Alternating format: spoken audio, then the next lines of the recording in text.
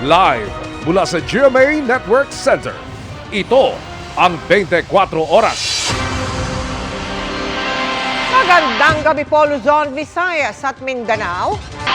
Problemado ngayon ang munisipyo ng Socorro dahil sa posibilidad na mawala ng tirahan ng 4,000 miyembro ng Socorro Bayanihang Services Incorporated.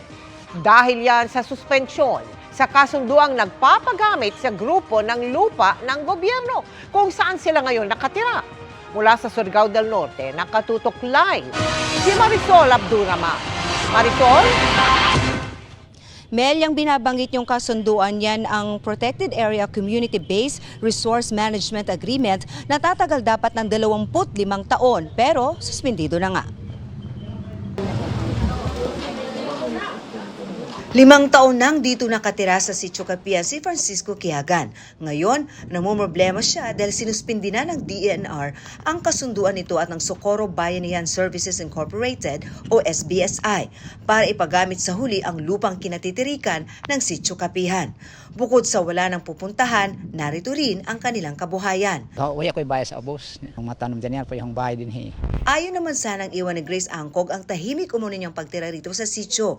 Pero tatakbo raw siya sa kanyang kuya sa poblasyon sa Socorro kung sakali. May kuya kasi ako na nasa baba, pwede kami makitira doon. Binawi ang kasunduan dahil gamit pang agrikultura lang daw ang nakasaad dito at hindi tirahan. Kung ano ang ng gobyerno, yun ang sila na ang bahala. Okay lang sa kanila, walang problema. Wala naman, wala akong pero alam na nila. Kung matuloy ang pagpapaalis, problema na rin ang munisipyo ang titirahan ng mga miyembro ng grupo na karamihan daw ay nagbenta na ng dati nilang mga bahay para lumipat sa sitio. Sikapin ng LGU na makatulong at ang pinaka-importante sana na mapaabot ng LGU na sana matulungan kami ng ating gobyerno. Samantala, nagtayo na ng police outpost sa loob mismo ng Sitio Capihan. Agaran naming ma-address yung mga problema nila. Mula sa pagkadetine naman sa Senado, dahil sa contempt noong nakaraang linggo ay itinakbo sa ospital ang Vice President ng SBSI dahil sa tumaas umanong blood pressure. Nasa pangangalaga naman ng DSWD ang mga dating miyembro ng SBSI, kabilang ang ilang bata at mga magulang na tumatayong testigo ng Senado laban sa SBSI.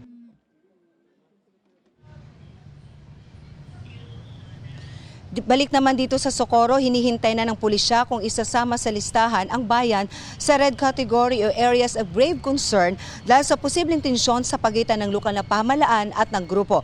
Samantala, Mel, hindi naman sumipot ang mga magulang kanina sa pagdinig sa petisyon ng writ of habeas corpus na kanilang inihain para sa petisyon sa kanilang 5 menor de edad na mga anak na nasa kustodiya na ngayon ng DSWD. Mel.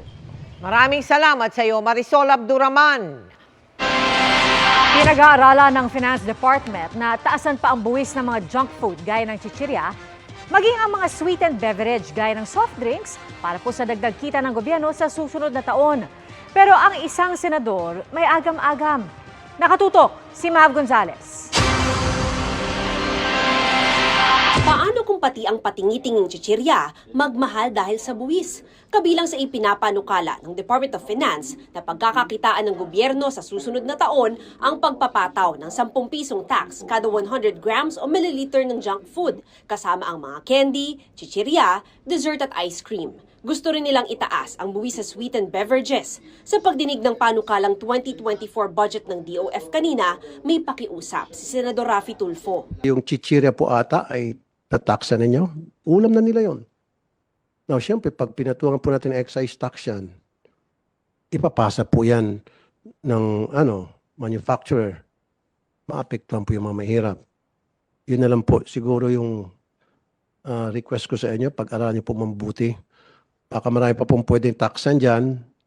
Pagdating po doon sa mga ginagamit na mahirap, medyo magkaroon tayo ng konting consideration. Sabi ng DOF, pinag-aaralan pa rin daw nila ito at wala pang panukalang batas kaugnay nito. Sinita rin ni Tulfo ang Bureau of Customs dahil sa anyay peking consignees na dahilan kaya nakakalusot ang smuggled goods sa bansa. Hanggang ngayon kasi, hindi pa natutukoy kung sino ang nasa likod ng naharang na 3 bilyong pisong halaga ng shabu sa Port of Subic. Ayon sa BOC, isa raw itong one-time consignee at patuloy silang nag-iimbestiga. Pinatitingnan din ni Tulfo ang umano'y consignee for sale na ginagamit ng mga nagpaparating ng kontrabando. Siniguro ng BOC na iniimbestigahan nila ito. Ibinalita rin ng Bureau of Internal Revenue na may mga kinasuhan silang ghost corporations at corporate buyers na gumagamit ng tinatawag na ghost receipts. Rehistrado raw ang mga ghost corporation at hindi rin daw peke ang mga resibo.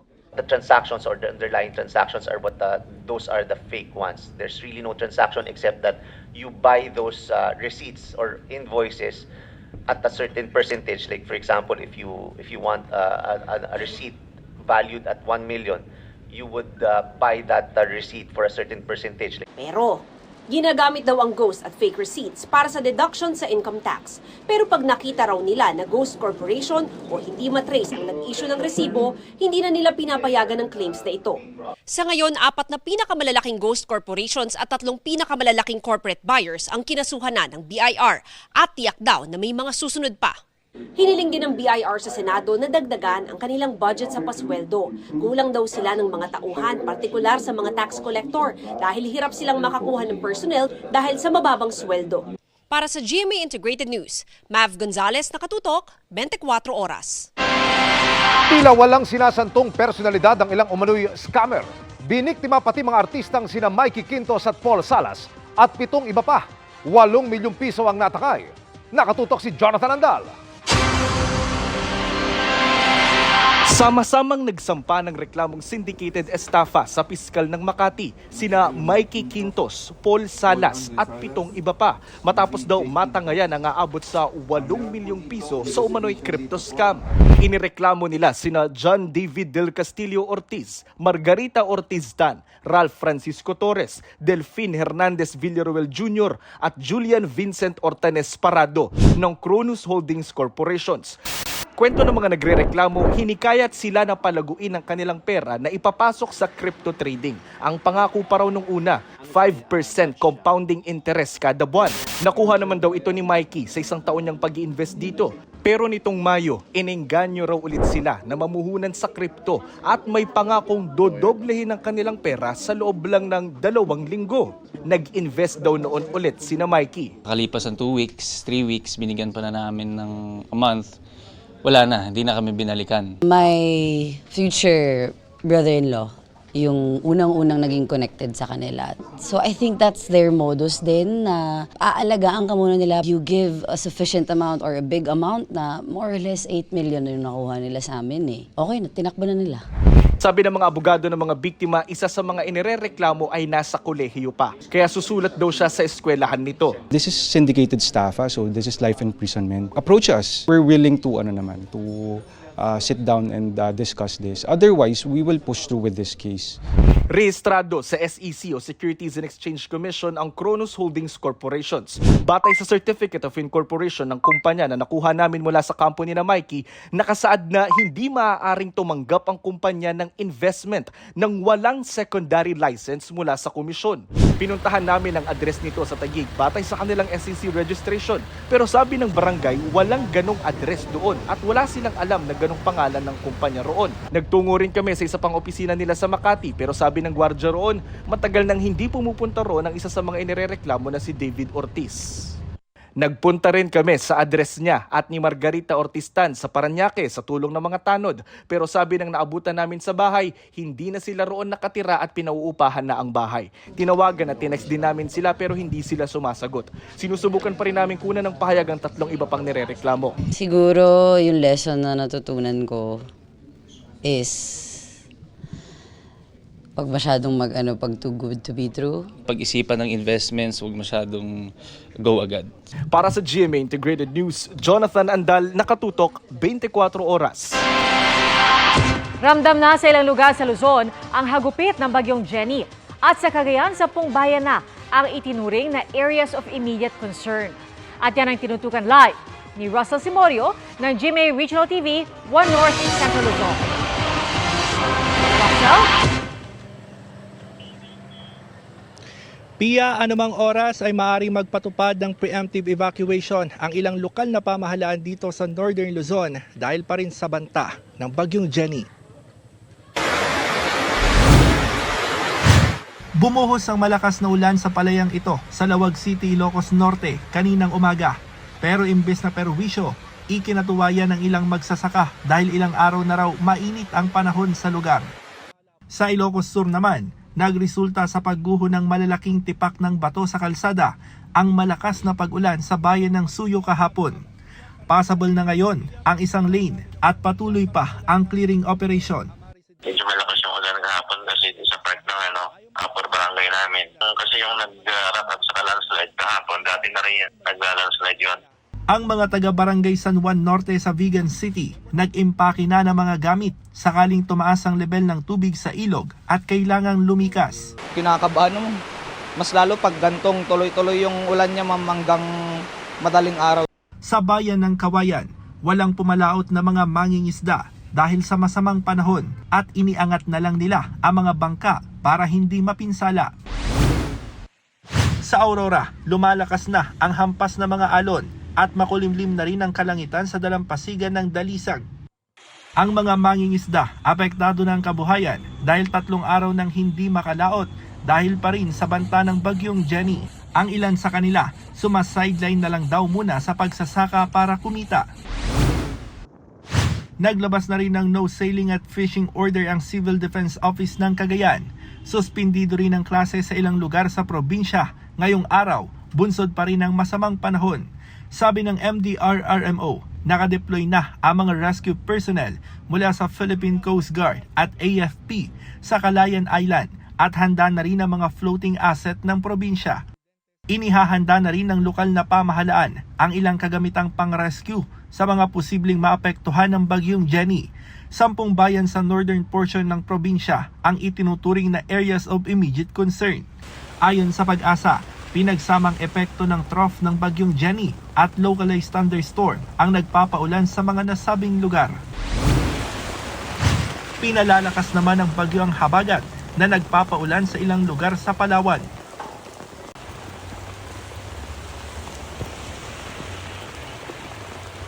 Pia, partikular na minomonitor ang mga residente sa mga lugar na madalas bahain. Ayaw magpakampante ng otoridad kahit na maghapong magandang panahon dito sa kinaroroonan natin sa Dagupan City. Yan muna ang latest. Balik sa iyo, Pia. Maraming salamat, Russell Simorio ng GMA Regional TV, 1 North Central Luzon.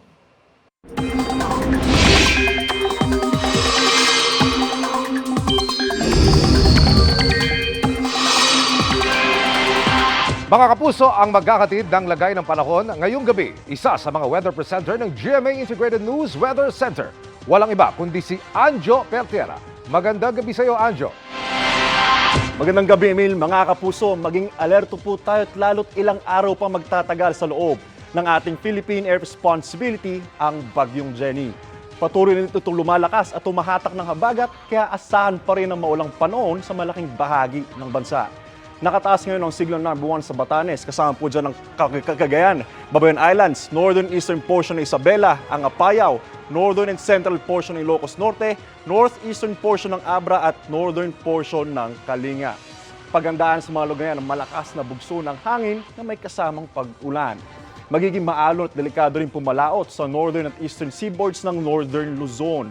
Huling namataan ng mata ng Typhoon Jenny sa layong 485 kilometers silangan ng Basco, Batanes. May lakas po yan ng 155 kilometers per hour at bugso nga abot naman sa 190 kilometers per hour. Kumikilos po yan pahilagang kinluran sa bilis na 15 kilometers per hour.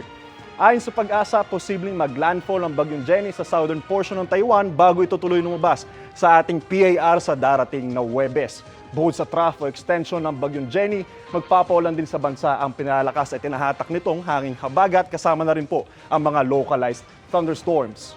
Base naman sa datos ng Metro Weather, umaga pa lang bukas, may pagulan na sa Palawan at Mindoro. Sa hapon naman, may pagulan na rin sa Ilocos Region, kasama po dyan ang Zambales at ang Bataan, kasama na rin po dyan ilang bahagi ng Central Luzon. Maganda rin ang mga taga-Visayas dahil may mga kalat-kalat na ulan dyan, lalo na pagsapit ng hapon. Asahan niyan sa ilang bahagi ng Panay Island, Negros Oriental, Cebu, Samar at Leyte provinces. Sa hapon din, mataas ang tsansa ng ulan sa Mindanao, kabilang dyan ang Zamboanga Peninsula, ang Northern Mindanao, Caraga at ilang bahagi ng Davao Region. Dito naman po sa Metro Manila, bagong magtanghali bukas, posibleng ulan sa ilang lugar. Hindi rin naalis ang tsansa ng thunderstorm sa hapon, kaya laging magdala ng payong at mag-ingat, mga kapuso. At yan ang latest sa lagay ng panahon. Ako po si Anjo Pertiera para sa GMA Integrated News Weather Center. Maasahan ano man ang panahon. Pinangambahan sa Cagayan de Oro ang pagkalat ng sakit na Nipah virus pero malatrangkasong sangkit lang pala ito. Ang pinagkaiba, tinutukan ni Tina Panganiban Perez.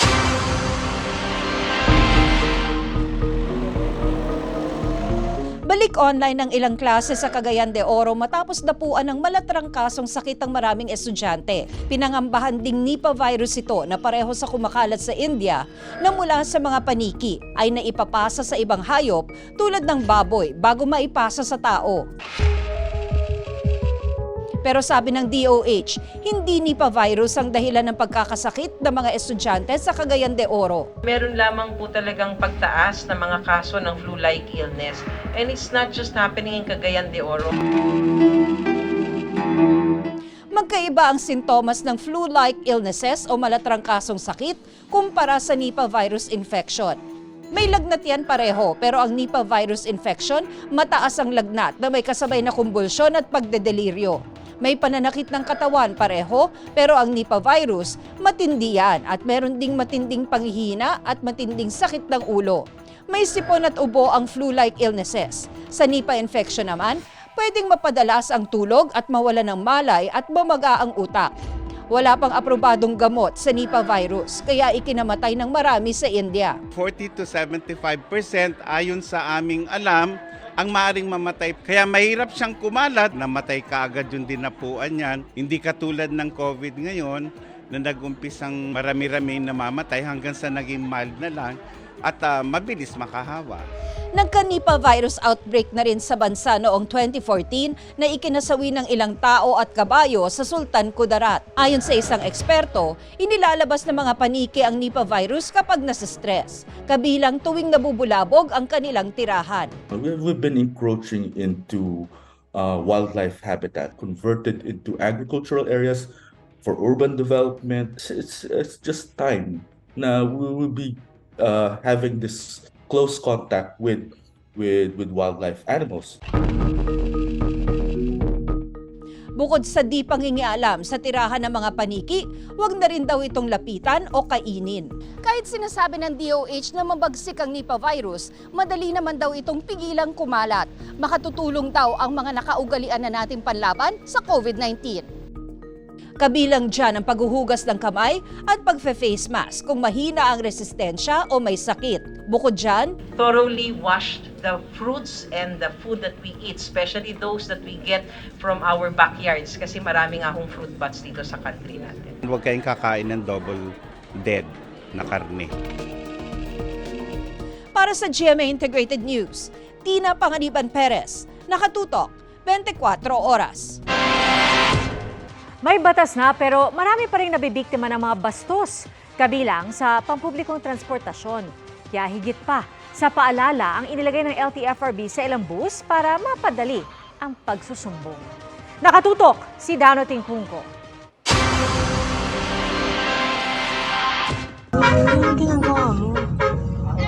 Ginagawa mo, kuya.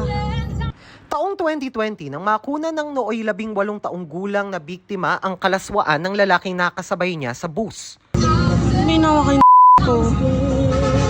Hindi na sinampahan noon ang suspect na nagmakaawang wag ikulong. Pero hindi ko gawin po yun talaga. Na-tension lang po.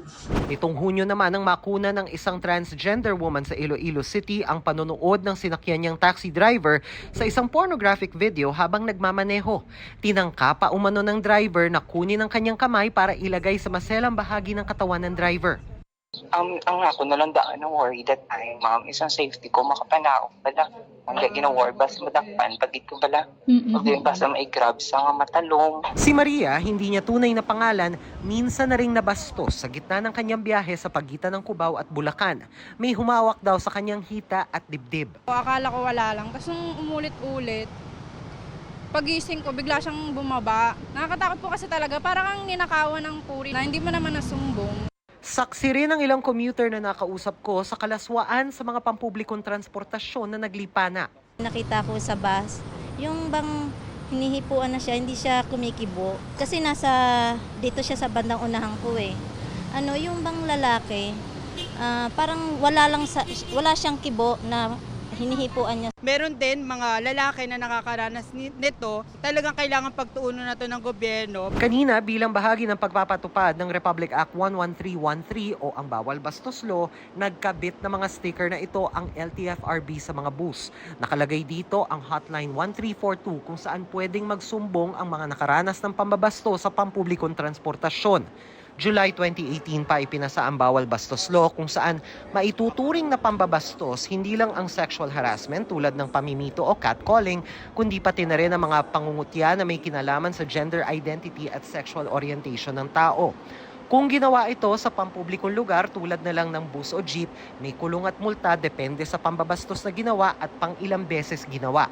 Pero hindi lang ang nambastos ang pwedeng maparusahan dito. Maging ang driver o konduktor na hindi umaksyon sa reklamong pambabastos ng isang pasahero, pwede sumabit.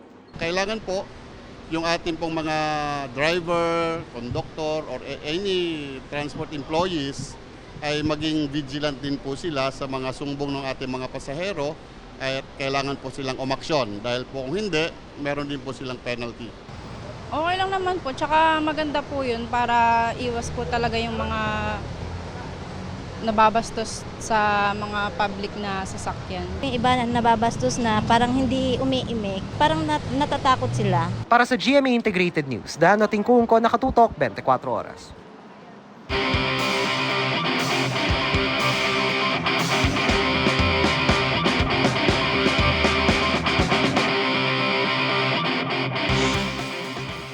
Back to basics tayo sa nakaka-challenge na pagsisid ng ilan kahit walang scuba diving equipment.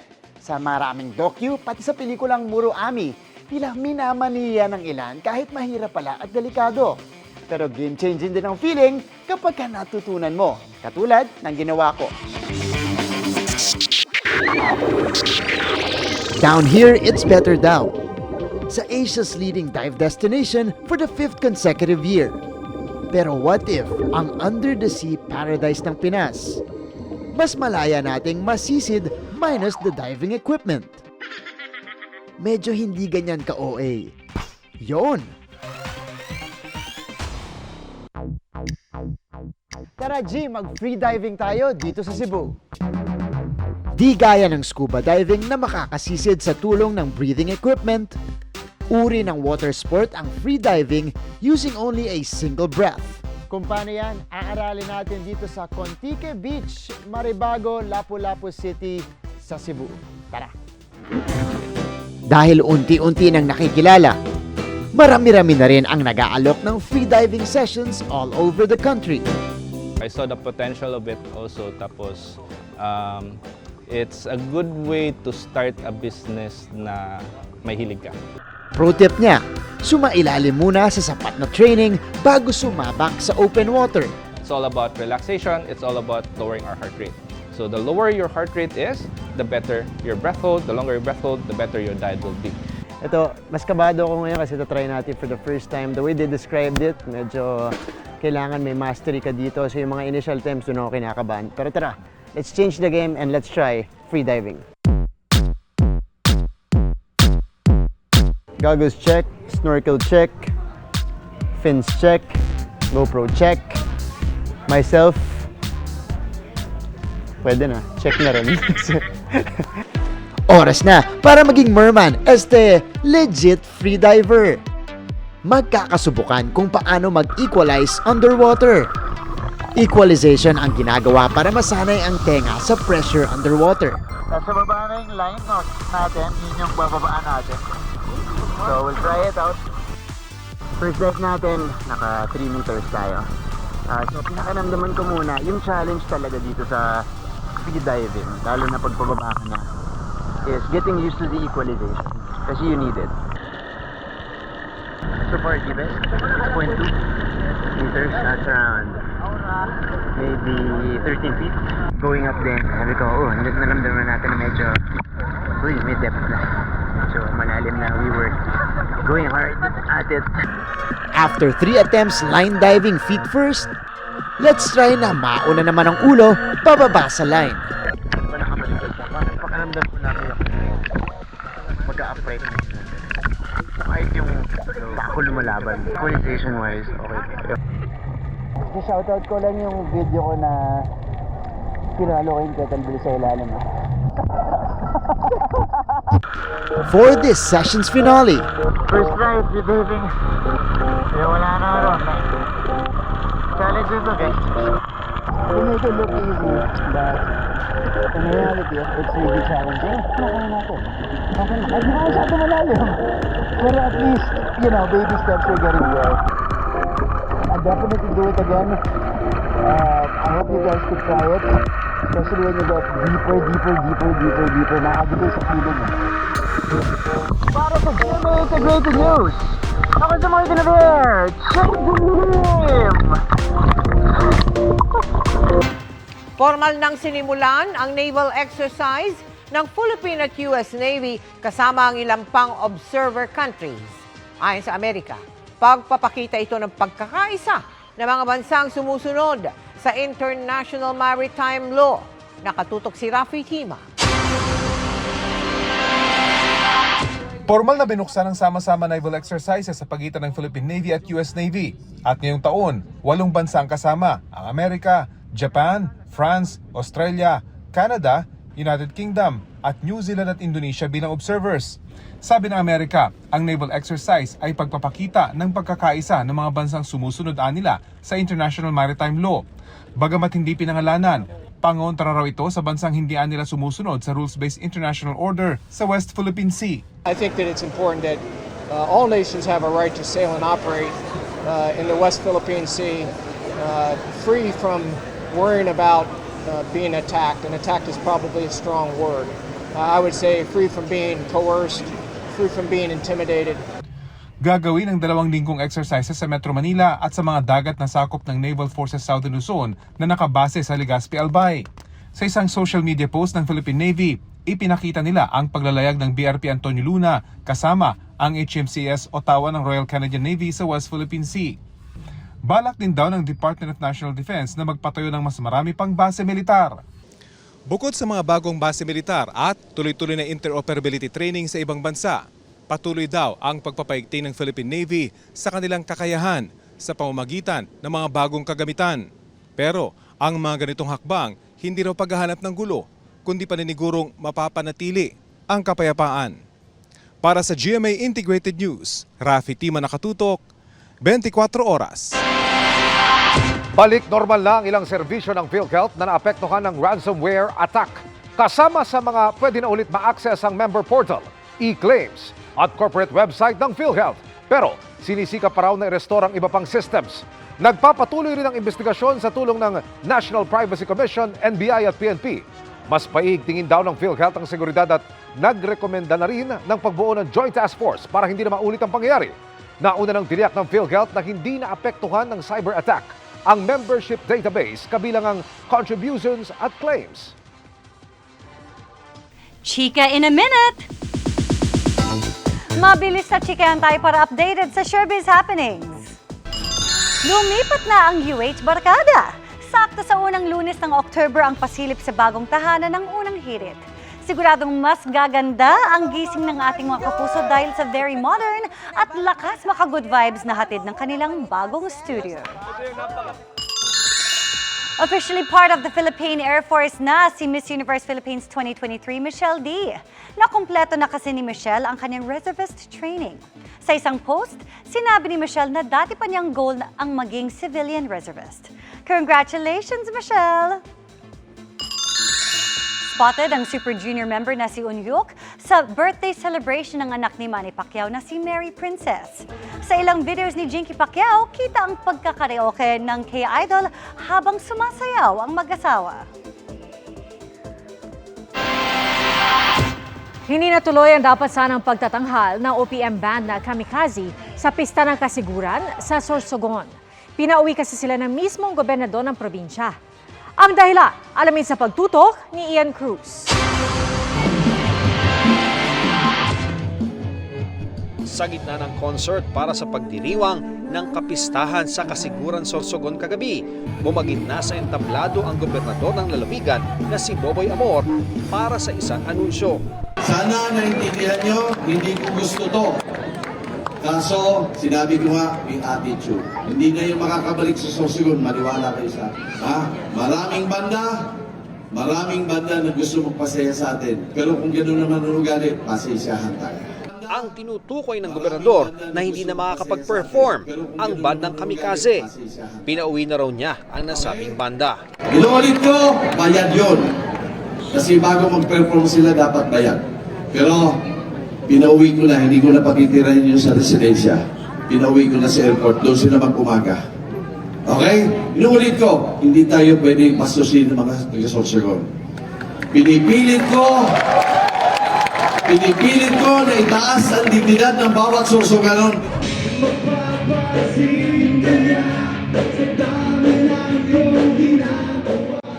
Nakilala noong early 2000s ang bandang Kamikaze na sumikat ng gusto noon dahil sa kanilang hit song na Narda.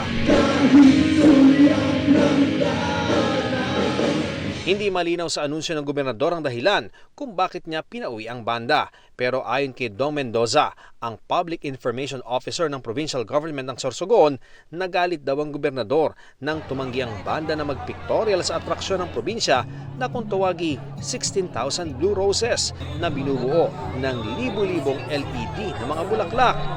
Nauna na raw pumayag ang bandang gawin ito pero hindi umano sumunod sa lugar noong araw ng pictorial. Sinisika pa rin naming makuha ang panig ng bandang Kamikaze. Tumanggi na rin magpaunlak ng panayam sa GMA Integrated News si Governor Amor. Para sa GMA Integrated News, Ian Cruz nakatutok, 24 oras. Inilunsad ng iba't ibang grupo ang isang kampanya na layong maghatid ng tulong sa mga sundalong bantay at mga mangingisda sa West Philippine Sea. Mahiling naman ang gobyerno sa mga grupo kaugnay sa inisyatibong ito. Nakatutok si Sandra Aguinaldo. Sa kabila ng mistulang patentero sa dagat at tensyonadong pagdadala ng supply sa BRP Sierra Madre, West Philippine Sea! nais ng ilang sibilyang grupo na magdala rin ng supply sa mga sundalong nakaestasyon sa BRP Sierra Madre sa Ayungin Shoal sa darating na Kapaskuhan. Gayon din ang tulong sa mga mangingisdang apektado ang kabuhayan dahil sa tensyon sa West Philippine Sea. Para dyan ang Atin To campaign ng iba't ibang grupo na naglunsad ng donation drive. Imbes na cash, pagkain gaya ng bigas, hygiene kits, vitamins at mga gamit pangisda ang tinatanggap nilang donasyon. Pwede rin ang cellphone with SIM na magagamit sa pag-video at pagre-report ng mga pangyayari sa karagatan. Upang ipakita sa publiko, itong pagkukusang ito ay para sa atin at para sa ating mga mangingisda at para sa bayang Pilipinas. Wala pang basbas ng National Task Force for the West Philippine Sea ang hakbang, pero nakipag-ugnayan na sila sa Philippine Coast Guard. Bagamat naunawaan sila, kailangan daw itong mapag-usapan muna, sabi ng pamahalaan. Nakikiusap po kami sa kanila na makipag-ugnayan sa National Task Force West Philippine Sea chaired by National Security Advisor Eduardo Año bago sila magsagawa ng kanilang sariling resupply mission. Para sa GMA Integrated News, Sandra Aguinaldo, nakatutok 24 oras. Extra ang saya at ang papremyo sa pagbabalik ng paborito nating hulaan kasama ang family na Family Feud. Makichika kay Nelson Canlas. Family game show sa buong mundo. This is Family Feud! After its season break, nagbalik na ang pinakamasayang family game show sa buong mundo para maghatid ng saya at mamigay ng papremyo. Buena manong guests sa Season 2, ang cast members ng The Missing Husband. Ang Team Joed, led by Jack Roberto, na gumanap bilang Joed sa serye, kasama sina Daniel Bato, Mark Casimo at Kai Cortez. Rin kang tao, anong hayop ang gagamitin mong pantawag sa kanya? Aso! Mukhang aso! Led by Rocco Nasino, na gumaganap bilang Anton, with Sophie Albert, Bryce Eusebio, at Michael Flores. Anong hayop ang gagamitin mong pantawag sa kanya? Para kang balyena. In high spirits ang ating favorite game master na si Dingdong Dantes. Alam niyo ba, mula nung umere ang Family Feud, more than 300 charities na po ang natulungan ng show. At siguradong madadagdagan pa yan gayon. Sa huli, nanalo ang Team Joed with 503 points to 0 at nakakuha ng 100,000 pesos. Hindi naman nakuha ng koponan ni na Jack ang fast money round. Pero makakakuha pa rin ng 20,000 pesos ang chosen charity ng Team Joed na POS Philippines. Sa Season 2 ng Family Feud Philippines, abangan ang mas maraming celebrities na maglalaro. May pagkakataon ding fans ng show ang contestants. At kaabang-abang din ang episodes na kids ang makakapaglaro sa pinakamasayang guessing game. Nelson Canlas, updated sa Showbiz Happenings. And that's it for our Buena Manong Chikahan this Monday. Ako po si Iya Arellano. Miss Mel, Miss Pia, Emil? Ay, congrats ha. Nanalo kayo ha. At si Jude Generation din. Tsaka yung mga kasama natin dito, Sa mga kapuso. DZWB. At syempre, Mike. Oy, Mike, nanalo ka ha. Blow out. Baka may dumating, tita. Oo nga, naku, oo nga. At yan ang mga balita ngayong Lunes. Ako po si Mel Tiangco. Mga kapuso, 84 days na lang. Pasko na. At ako naman po si Pia Arcangel para sa mas malaking misyon. Para sa mas malawak na paglilingkod sa bayan, ako po si Emil Sumangil. Mula sa GMA Integrated News, ang News Authority ng Pilipino. Nakatuto kami 24 oras.